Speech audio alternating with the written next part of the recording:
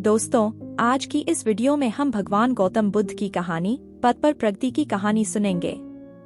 दोस्तों, वीडियो को शुरू करने से पहले आपसे निवेदन है कि वीडियो को पूरा देखें और पसंद आए तो लाइक, शेयर, कमेंट और आप अपने चैनल इंस्पिराटो स्टोरी को सब्सक्राइब भी जरूर कर लीजिए। तो चलिए आज की कहानी शुरू करते हैं। उत्तरी भारत का एक शहर श्रावस्ती, वह शहर भगवान बुद्ध के लिए एक महान संसाधन केंद्र था। बहुत से लोग वहां ध्यान के लिए रुकते थे और धर्म पर व्याख्यान सुनते थे। इन व्याख्यानों को सुनने के बाद एक युवक रोज शाम को धार्मिक चर्चा के लिए आता था। यह क्रम वर्षों से चल रहा था। वे नियमित रूप से बुद्ध के प्रवचन सुनते थे, लेकिन उन्होंने इसे कभी अपने जीवन में नहीं उतारा। कुछ वर्षों के बाद एक बार यह युवक व्याख्यान के लिए सब लोगों से पहले आया। तब बुद्ध अकेले बैठे थे। फिर वह बुद्ध से मिला और बोला, गुरुवर्य, एक सवाल मुझे लगातार परेशान कर रहा है और मेरे मन में संदेह पैदा कर रहा है। तब भगवान बुद्ध बोले कि धर्म के मार्ग पर चलते हुए किसी भी प्रकार का संशय व्यर्थ है, उसे दूर करें।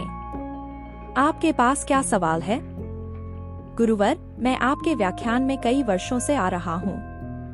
मैं देखता हूँ कि हमारे आसपास अनेक साधु, भिक्षुणियाँ और बड़ी संख्या में सामान्य सांसारिक स्त्री पुरुष आते हैं। मैं उन्हें सालों से देख रहा हूँ। कुछ साधक ने इस रास्ते पर बहुत प्रगति की है। मैं आश्वस्त हूँ कि उनमें से कुछ को निर्वाण की भी अनुभूति हुई होगी। हालांकि कुछ लोगों को निर्वाण का एहसास नहीं हुआ है, लेकिन उनके जीवन में काफी बदलाव आया है।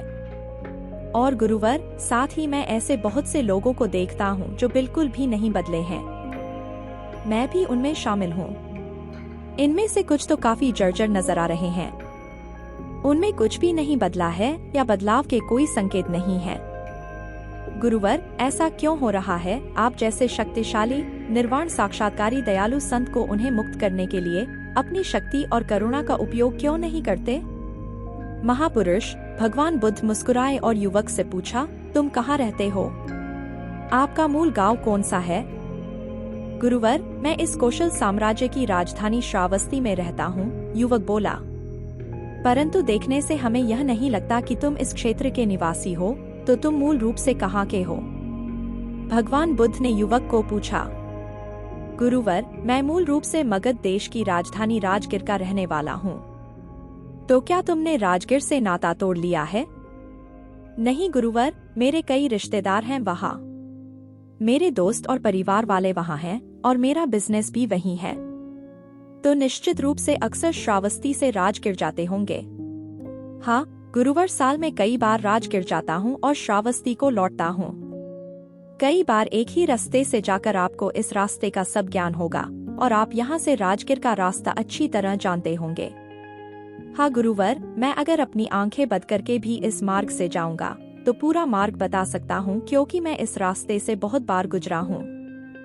सभी करीबी दोस्त और रिश्तेदार जानते हैं कि मुझे राजगिर की सड़क का पूरा ज्ञान है। तब भगवान बुद्ध बोले कि जब ये लोग राजगिर जाना चाहते हैं तो वे आपसे इस मार्ग के बारे में पूछते हैं। क्या तुम उनसे उस मार्ग के बारे में बातें छिपाते हो? क्यों नहीं, हम साफ साफ रास्ता बताते हैं ताकि वे समझ सकें। क्या यह संभव है गुरुवर?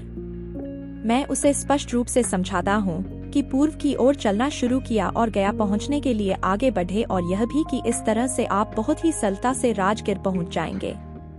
मैं उन्हें स्पष्ट और सरल तरीके से मुझे जो कुछ पता है वो सब सच बताता हूँ। तो बताने के बाद सब लोग राजगिर बहुत आसानी से पहुँचते होंगे, भगवान बुद्ध ने कहा। गुरुवर, कहना थोड़ा कठिन है। जो लोग आदि से अंत तक इस मार्ग का अनुसरण करते हैं, जैसा कि मैंने उन्हें बताया है, वे राजगिर तक पहुंच सकते हैं। यही मैं आपको बताना चाहता हूं युवा सज्जन। मेरे पास बहुत से लोग आते हैं क्योंकि मैं यहाँ से निर्वाण को गया हूँ। मैं मार्ग को भली भांति जानता हूँ। मुझसे पूछा जाता है कि निर्वाण और मुक्ति तक पहुँचने का मार्ग क्या है, तो उनसे क्या छुपाना है? मैं उन्हें स्पष्ट रूप से कहता हूँ, यही तरीका है। अगर कोई सिर्फ अपना सिर हिलाता है और कहता है बढ़िया, बहुत अच्छा, बहुत ही फायदेमंद तरीका है, बहुत बढ़िया तरीका है, लेकिन मैं उस पर एक कदम भी नहीं चलूंगा, इस पर चलने में परेशानी नहीं होगी, तो ऐसे लोग इस लक्ष्य को कैसे प्राप्त कर सकते हैं?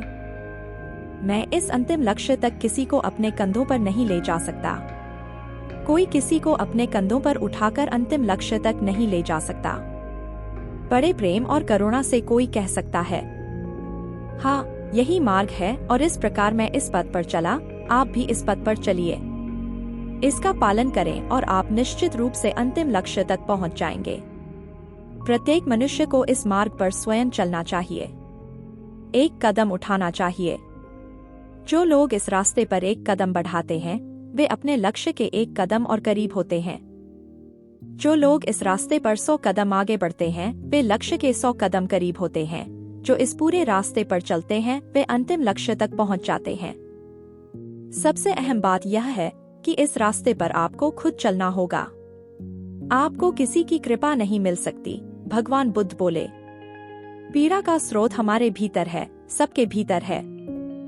जब हमें अपने बारे में सच्चा ज्ञान हो जाता है, तो दुखों की समस्या का समाधान भी हमारी दृष्टि में आ जाता है। इसलिए सभी ऋषि मुनि हमें स्वयं को समझने की सलाह देते हैं। वास्तविकता यह है कि हमें अपने वास्तविक स्वरूप को समझने से शुरुआत करनी चाहिए, जिसके बिना हम कभी भी अपनी या दूसरों की समस्याओं का समाधान नहीं कर पाएंगे। लेकिन वास्तव में हम अपने बारे में कितना जानते हैं? हम में से प्रत्येक अपने स्वयं के महत्व, अपनी विशिष्टता के प्रति आश्वस्त है। लेकिन यह आत्मज्ञान सही है। आप वास्तव में अपने आप को बिल्कुल नहीं जानते हैं। भगवान बुद्ध ने अपनी प्रकृति का अध्ययन करके मानव अस्तित्व की खोज की। सभी पूर्वाभ्यासों को छोड़कर उन्होंने आत्म अनुसंधान किया। अपने भीतर के सत्य को खोजो। तब उन्होंने महसूस किया कि हर कोई भौतिक है। जीव 5 भागों से बना है, उनमें से 4 मानसिक और 1 भौतिक पदार्थ रूप हैं। पहले हम भौतिक पक्ष से शुरू करते हैं। यह हमारा एक बहुत ही स्वाभाविक और मूर्त हिस्सा है। यह किसी भी इंद्रिय अंगों को त्वरित धारणा प्रदान करता है। सुख के पद के अंतिम लक्ष्य की ओर खुद से ही उस पद पर चलना होगा। दोस्तों, आपको आज की यह कहानी कैसी लगी कमेंट करके जरूर बताएं। वीडियो देखने के लिए आपका बहुत बहुत धन्यवाद।